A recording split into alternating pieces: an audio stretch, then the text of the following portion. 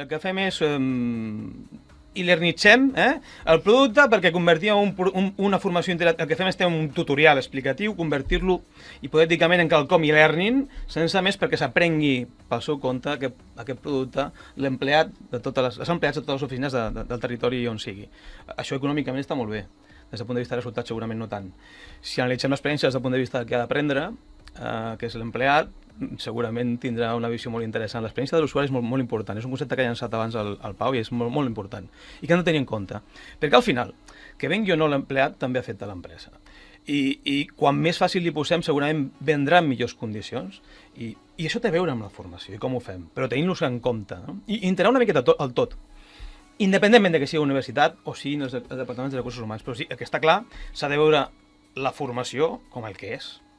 No és una via on captar diners per aconseguir i motivar suposadament l'empleat, motivar, acaba sent això, No puc pujar-te el sou, et pago un curs.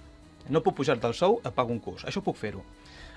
Suposadament motiva, veritablement, que tot això tingui un sentit dins del que...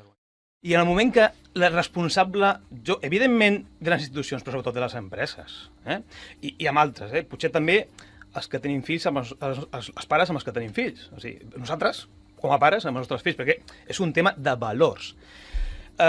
Llavors, transversal, absolutament. És que no estem parlant d'un tema vertical, d'un tema concret, estem parlant en tots els sentits. Habilitats tecnològiques, habilitats emocionals, habilitats personals, habilitats de tots els colors, sense les quals som som pitjors i no podem i s'aprofiten potencial. En definitiva, fins que això no canviï, no...